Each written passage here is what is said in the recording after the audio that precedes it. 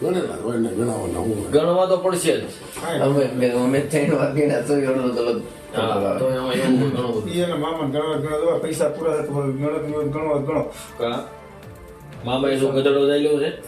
મામો કઈ નથી દો.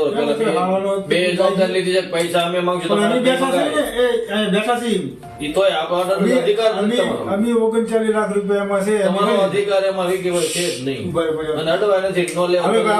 આપણે ગણી લીધા 39 લાખ મને આજના તમે બે ભાઈ તો 50 એમાં નાખી દો ને. ખિસ્સામાં લઈને આવ્યા ઘીરે જ નાખી દેજો, બે ફેર પોગળ દેજો. તમારે જ બોલવાનું થતું ને કઈ પૈસાનો પ્રશ્ન મારો ને એમનો છે. વ્યવસ્થિત રીતે ગણીને ગયો તમ તારે ભલે શાંતિ રાખો. અહીં પૈસાનું કામ એક બટો ભૂલાઈ ગયો તો રાઈડ નાખી જાવ, ભેગું ન થાય ક્યાંય. અને પછી ઘીરે ને ઘીરે કેવડી હેરાન થઈ. આમાં ભાઈ કોકને આવે છે જરૂર પડે, મને જ ખબર નથી કાઢી દીધું તો શું કરવાનું.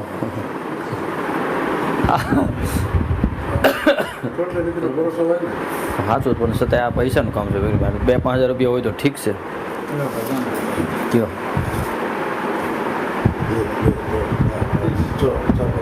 30 છે ને, 30 ને 50 આપણે પોગાડ્યા, 80 થયા ટોટલ. 80 તેને 10નો આપણે ચેક નાખી દેવું બરાબર. બાકી તમારે જે કાંઈ ઘરનો પ્રશ્ન છે આપણે ઘરે સંભાળી લઈશું. બીજું શું હોય? અને જાજી મૂંઝવણ હોય તો હાજરમાં તમ તાર તોય આપણી પાસે વસ્તુ પડી છે લેતા જાઓ.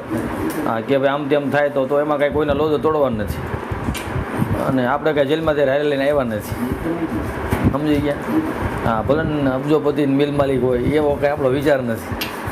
તમે પોતે જાતે જ છે કરો હો ને રાત ધમકી વિના કરો હો હે હા જબરજસ્તીથી સહી નથી કરાવતા ને રાજી ખુશીથી આમાં છે ને ચેક હે મને ખબર છે. પાન કાર્ડમાં જે સહી છે ને આધાર કાર્ડમાં મને આગલી સાહેબ મારી પાસે મને ન ખબર હોય. મારી પાસે છે જ ઓલી ચેક કીધું તો વાળું બેંકમાં જે છે દસ્તાવેજ રિટર્ન થાય બાઉન્સ થાય. કોઈ પણ સરકારી નોકરી જે છે પૈસા આપીને નહીં મળતી. આપને પ્રોપર જે એક્ઝામ હોય છે આ એક્ઝામ પાસ કરવાની હોય છે અને એક્ઝામ પાસ કર્યા પછી જ કોઈ પણ જગ્યાએ પૈસા આપ્યા વગર તમને અપોઇન્ટમેન્ટ મળી જાય છે. તો એવી કોઈ પણ લાલચ લોભામણીમાં નહીં આવતા. અને કોઈ પણ માણસ એવું તમને કહે કે હું પૈસા આપીને તમને નોકરી લગાવી દઈશું, સરકારી નોકરી લગાવી દઈશું, તો એ બાબતે તરત જ નજીકી પોલીસ સ્ટેશનમાં જાણ કરવી અને એવા કોઈ માણસને પૈસા નહીં આપવા.